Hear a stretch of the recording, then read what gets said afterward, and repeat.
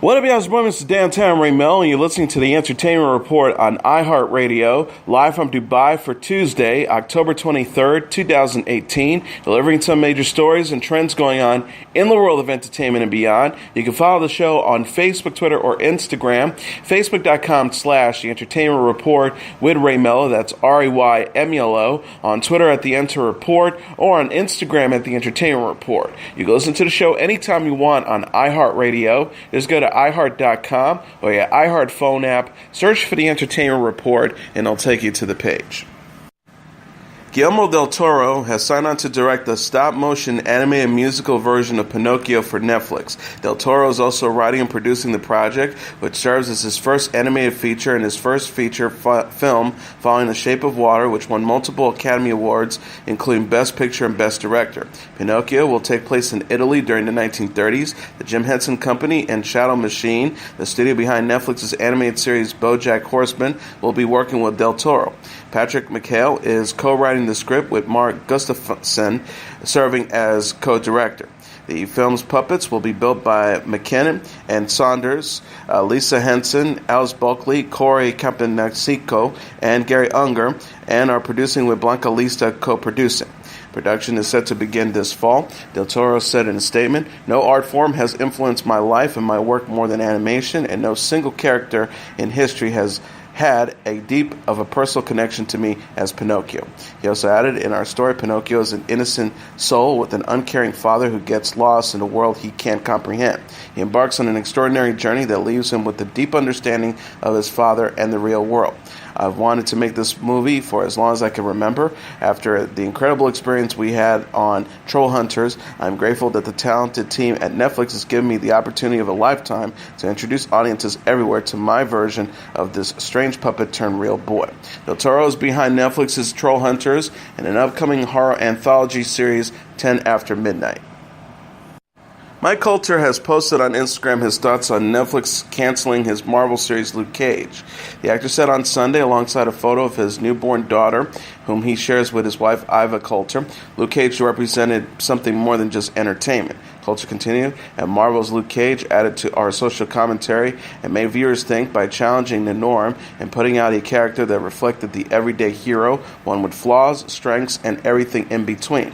He also added, "I'm forever grateful to Marvel and Netflix for letting me portray such a prolific character, and thanks to the amazing fans. As one door closes, another has opened with the birth of my second daughter.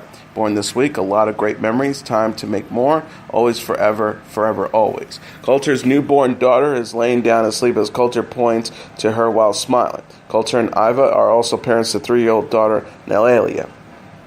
Luke Cage was canceled on Friday after 2 seasons. Colter also appeared in the superhero in the crossover series The Defenders and in Jessica Jones. Luke Cage's cancellation came a week after Netflix ended another Marvel show after 2 seasons, Iron Fist. Netflix and Marvel's Daredevil, meanwhile, returned on Friday with Season 3. And a related story, Netflix has renewed animated comedy series Disenchantment for 2 more seasons, leaving the show on the streaming service through 2021. The Disenchantment Twitter page made the announcement on Monday alongside a video of elves becoming shocked at the renewal. The caption says, "The misadventures continue. New Disenchantment coming in 2019, 2020, and 2021. The renewal gives the series 4 seasons in total. Season 1 debuted in August, with Season 2 set to arrive in 2019. Disenchantment from Simpsons and Futurama creator Matt Groening follows the adventures of Princess Bean, played by Abby Jacobson, Elf Elfo, played by Nate Fazan, Demon Lucy, played by Eric Andre. Don DiMaggio, Billy West, Maurice LaMarche, Tris McNeil, David Herman, Matt Berry, Jenny Batten, Rich Fulcher, Noel Fielding, and Lucy Montgomery also provide voices. Goring said in a statement, "We're excited to continue this epic journey with Netflix. Stay tuned for more cranked-up suspense, infuriating plot twists, and beloved characters getting knocked off." Trevor Noah announced on Instagram Monday that his upcoming Netflix comedy special, Son of Patricia, will be released on November 20th. Noah made the announcement in a video where he speaks to an infant in a chicken outfit.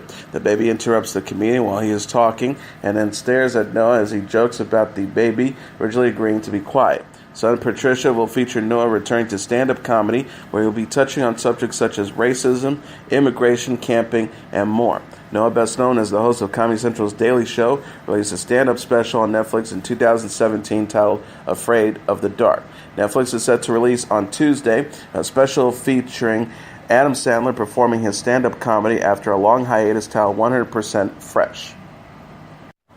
Actress Amy Schumer announced Monday she's expecting her first child with husband Chris Fischer.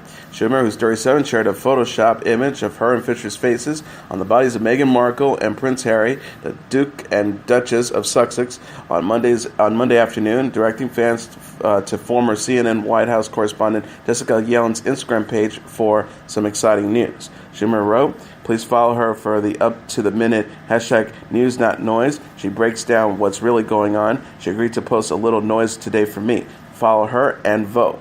Yellen then posted a series of images and videos on her Instagram story, including a list of recommended candidates for the various races in the upcoming midterm elections with the message, "I'm pregnant, Amy Schumer," at the bottom.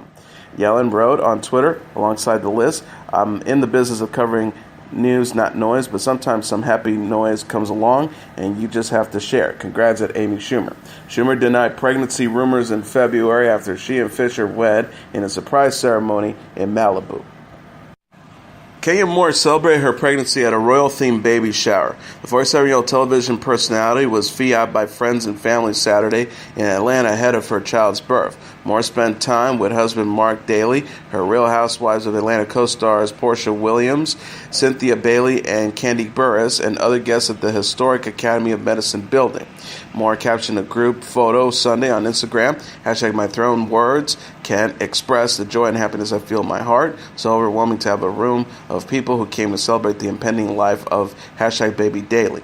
She also added, "These are my riders, and I love you all so much. More photos to come. Fairy tale, happy ending, royal baby shower, heir to the throne, family, love, Kenya Moore." Bailey also posted a series of pictures from the party on Instagram, including a snapshot of Daly cradling Moore's baby bump. She wrote, "The beautiful royal couple at the Kenya Moore and her hubby, Mark, baby Daly, Kenya's baby shower, beautiful couple, royal baby shower." Moore announced her pregnancy during the Real Housewives of Atlanta Season 10 reunion in April. She said in an interview with E! News in September that she's waiting to learn the baby's sex until she gives birth. The star says, "Everything is good and healthy. This is the home stretch, and I'm being as healthy as I possibly can and being as positive as I can." Paddy McGuinness and Freddie Flintoff have been announced as the new hosts of BBC's Top Gear to replace the departing Matt LeBlanc. McGuinness, a comedian, and Flintoff, a former cricket player, will be joined by driver Chris Harris on the automobile show starting with Season 27 in 2019, the network announced Monday on Twitter. Season 26, featuring Matt LeBlanc as the lead host for the last time, will debut in early 2019, followed by Season 27 with the new cast later in the year. Presenter Rory Reid is also stepping down from the main hosting lineup, but will still be seen on sister program Extra Gear. LeBlanc joined Top Gear in 2016 alongside comedian Chris Evans, following the departure of longtime hosts Jeremy Clarkson, James May, and Richard Hammond.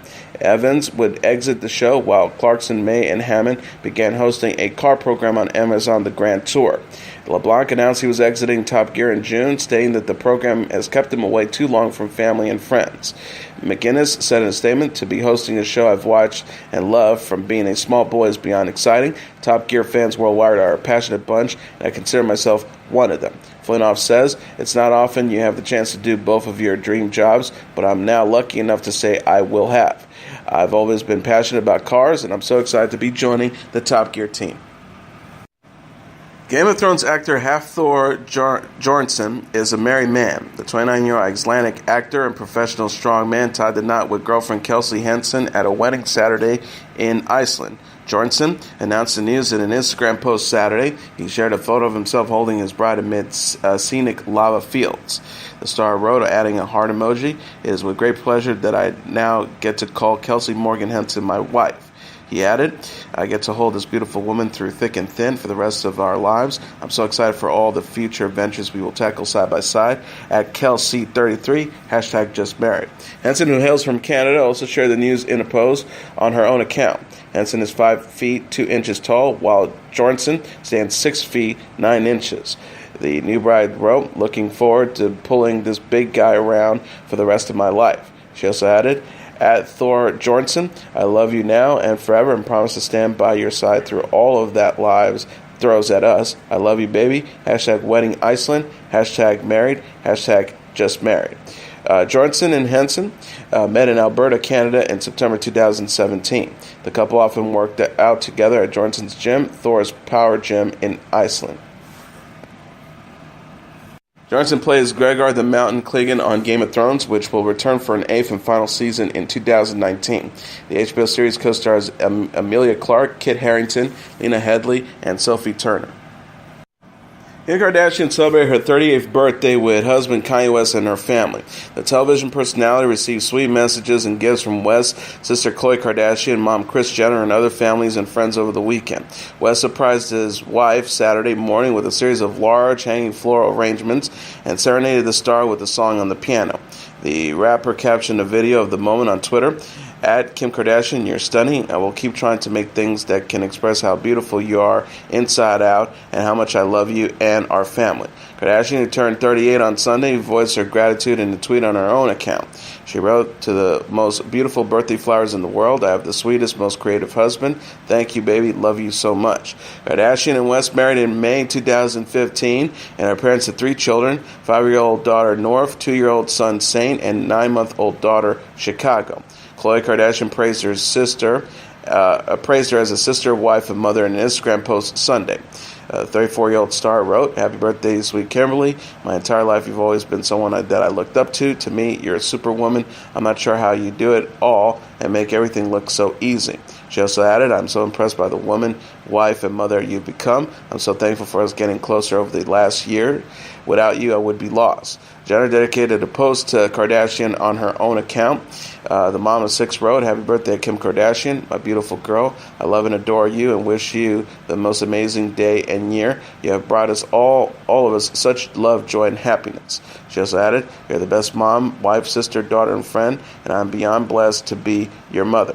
I cherish every single memory we share and wish for all of you, all the love you give us every single day. I love you. Louis-Dreyfus says laughter provided the best medicine during her battle with breast cancer. The 57-year-old actress reflected on her experience with the disease while accepting the Mark Twain Prize for American Humor during a ceremony Sunday at the Kennedy Center in Washington, D.C., according to CBS This Morning. Louis-Dreyfus said, before poking fun at President Donald Trump, cancer isn't at all funny, but a big part of dealing with it has been finding the funniest moments. She quipped, the old cliche about laughter being the best medicine turns out to be true, which is good because that's what the current administration is trying to replace Obamacare with. Tina Fey, Jerry Seinfeld, and Stephen Colbert and others gathered to honor Louis-Dreyfus, who has starred in such TV series as Seinfeld and Veep. Fey praised the actress's comedic timing during her speech. Fey said, according to NPR, it's her ability to appear completely effortless and natural on the surface while being a stone-cold machine of timing underneath it. Julia is a Terminator robot of comedy. Louis-Dreyfus called the prize an awesome honor in an interview on the red carpet. She said, according to the Kennedy Center official Twitter account, it's incredibly awesome, it's very humbling, and I cannot believe it's happening. Louis-Dreyfus returned to the Veep stage in August after being diagnosed with cancer in September 2017. She completed chemotherapy in January and underwent surgery the next month. Liam Neeson's son Michael is honoring his late mom by changing his last name. Us Weekly reported Michael, who's 23, switched his surname to Richardson as a tribute to his mother, actress Natasha Richardson, who died in March 2009. People confirm Michael made the change in remembrance of his mom.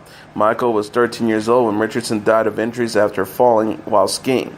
Michael said in an interview with the Sunday Times in 2015 that he went through a dark time in the years after his mother's death. He was able to get sober after hitting rock bottom in 2014. Michael said of his drinking and drug use, I was partying a lot, looking for self-gratification. He explained, "Looking back, I realized it was a delay reaction. You meet so many people who lost a parent when they were young, and then they'll break down when they're 45. Nielsen and Richardson had been married nearly 15 years at the time of the actress's death. Nielsen shared details from his wedding to Richardson in an interview in 2016, recalling how the actress serenaded him with the Van Morrison song Crazy Love. The actor said Natasha had been taking singing lessons to sing it to me. After the ceremony, we were all going in to start the night's festivities, and she grabbed the microphone and sang me this. I was like, wow." Nielsen is also parents to 22-year-old son Daniel with Richardson. Michael and Daniel's maternal grandmother is the legendary actress Vanessa Redgrave. Paula Abdul accidentally fell off the stage while performing in Biloxi, Mississippi as part of her Straight Up Paula tour. The video of the accident, taken by a concert goer, features Abdul performing her 1991 single The Promise of a New Day while wearing heels. The singer fell to the floor as she attempted to greet fans in the first row. Fans could be heard screaming as Abdul tumbled down. The concert took place on Saturday at the Hard Rock Live in Biloxi.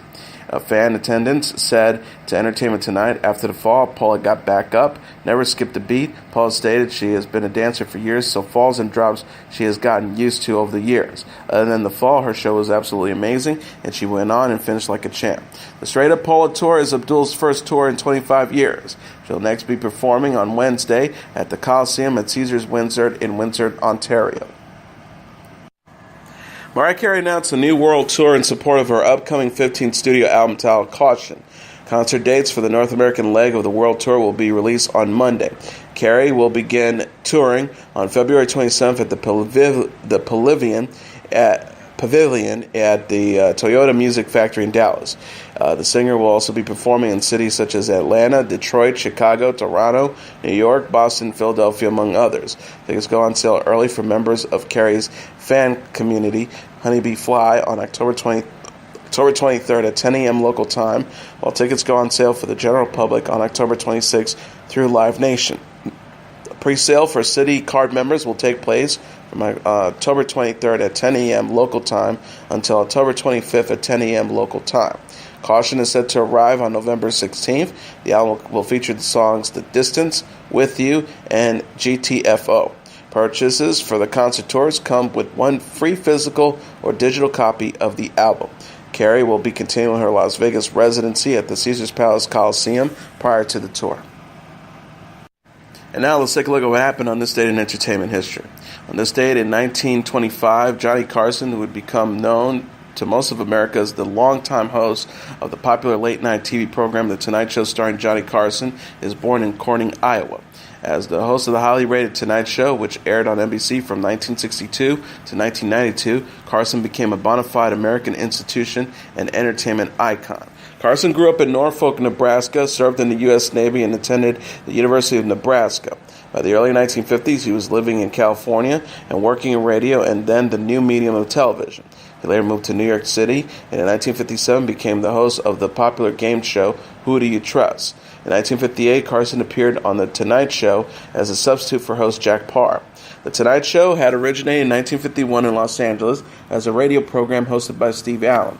In 1954, the program moved to TV, and in 1956, Jack Paar replaced Allen as the host. Carson took over permanent hosting duties from Paar on October 1st, 1962. He hosted the show from New York City until 1972, where he relocated to Burbank, California. Each edition of The Tonight Show began with Carson's sidekick Ed McMahon announcing, "Here's Johnny." Carson, who became known for his relaxed, affable appearance, presence, and dapper appearance, performed an opening monologue of jokes punctuated by his trademark golf swing. Following the monologue, he would banter with McMahon and the show's bandleader Doc Severinsen, and would sometimes perform skits and play characters such as Karnak the Magnificent, an all-knowing seer, and the gossipy Aunt Blabby. Carson then conducted celebrity interviews. The Tonight Show featured the day's biggest movie and TV stars as well as athletes, politicians, singers, comedians, and animal acts. According to his New York obituary, during his reign, Mr. Carson was the most powerful single performer on television. He discovered and promoted new talent like Barbra Streisand and David Letterman, provided a consistent spotlight for show business war horses like Don Rickles and Buddy Hackett, advanced the careers of emerging stars like Woody Allen, Steve Martin, and of course his successor, Jay Leno, and helped keep older performers like Jimmy Stewart and William Demarest in the public eye. In addition to hosting the hugely successful Tonight Show, Carson served as the master of ceremonies for the Academy Awards 5 times during the late 70s and early 80s.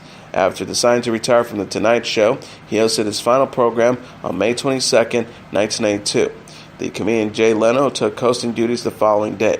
After retiring, Carson, who was married 4 times, stayed out of the public spotlight.